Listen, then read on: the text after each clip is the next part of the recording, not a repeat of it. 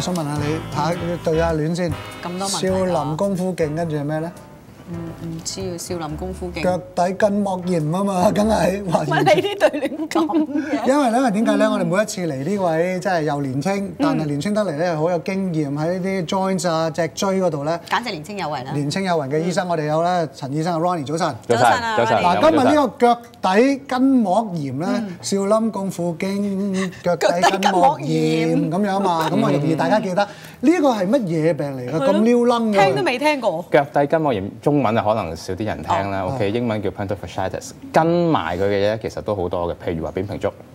或者骨刺，咁大家可能會聽得比較多啲。骨刺、扁平足聽到係啦。咁我痛喺邊度嘅咧？喺個腳踭下邊嗰度。OK，佢咧就會咧引到咧去腳內側嘅地方都會有痛嘅。OK，如果有圖大家有個圖喺度係咪？呢個腳踭個部位嗰度係咪？係啦，咁咧如果嚴重嘅話，就去到腳掌前邊都會有痛啊咁樣。OK。咁個痛嘅原因咧，就係因為嗰個腳底筋膜咧受到拉扯，又到外邊嘅壓力啦，影響到啦。OK，咁啊就會發炎啦，會有痛啦，同埋咧會生骨刺咁樣。OK，咁啊，其實呢個即係有咁嘅，你話咁 common 嘅病係因為啲人與生俱來啦。你就講到呢個位啊嘛，係咪？係啦，冇錯。Sharp pain 喎，真係好刺激㗎喎。好痛㗎咯喎，痛起上嚟，痛得好緊要㗎嚇。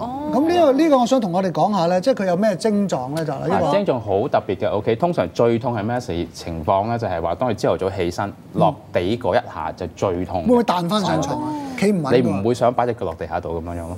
哇！咁即係真係完全唔想落地。係啦，唔想落地，但係你又唔可以唔落地。OK，嗱，咁你落咗地啦。係啦，落地之後咧，咁你譬如話行起兩步，幾分鐘之後咧，個痛就會慢慢落翻嚟㗎啦。即係適應咗。係啦，冇錯啦，適應咗。咁跟住咧，你再行得耐啲啦，企得耐啲啦，或者跑起嘅話咧，個痛又會再翻嚟嘅。哎呀，即係你行得一陣翻工，你又會痛翻㗎。嗰種劇痛又係突然間隻腳一踩落去，又係劇痛再開始。你係每一步都會有痛喎，記住。左右腳都有。有可能。有冇單腳咁樣啊？都有可能，不過通常都係兩隻腳都有，因為你唔會話一隻腳行路咯咁樣樣。跟住好啦，坐低休息啦咁樣，啲痛就會冇咗㗎咯噃。坐低休息，即係總之企喺度就隻腳唔掂住地。係啦，隻腳唔掂住地就冇嘅，痛就減低咗。係啦，跟住你再行翻咧，又痛又翻嚟。咁麻煩？係咯。有冇話咩年紀啊？男性、女性啊？通常咧就係上咗年紀啦，40歲以上嘅都會多啲。咁就男女都冇分嘅啦，男女都會有呢個可能性。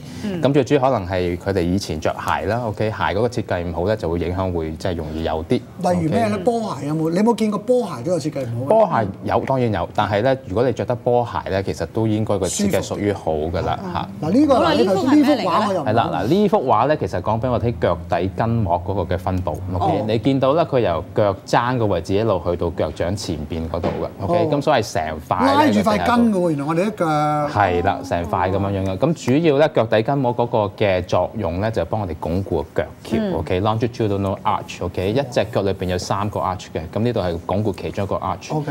咁另外咧就防止我哋腳向內旋嘅。OK，咁所以腳底筋膜嘅內旋啊？係啦，即係入咗去，冇屈咗入去。係啦，英文叫 pronation。喂，有啲女仔行路咧，我見到近時尤其是即係香港，你知啲女仔學生咧，向入嘅咁樣行係咪佢哋就好容易就已經老咗就中招？係啦，咁呢種咧，呢個咧係代表個骨刺。嗱，大家可能咧唔知道咧，其實呢個骨刺咧有2個地方可以生得到嘅。嗱，呢個骨刺咧就喺個腳下邊個地方，大家望緊個咧係個腳踭嘅位置嚟嘅，係啦，哇唔該唔痛啦，打側望，成日聽骨刺就聽得多啊，第一次睇到個圖片 exactly 生咗出嚟。另一個地方咧就係上邊少少嗰個位置，咁係2個地方會有骨刺，咁呢個就喺下邊嘅地方嗰度，箭嘴指住嗰咧就係嗰個骨刺嘅地方嚟㗎啦。咁啊嗱，咁如果你咁樣嘅時候，有咩治療嘅方法？係咯。嗱，咁咧就講下點解佢痛先啦。咁樣係啦。咁咧個骨刺咧，佢個痛咧同埋個長短咧係成反比嘅。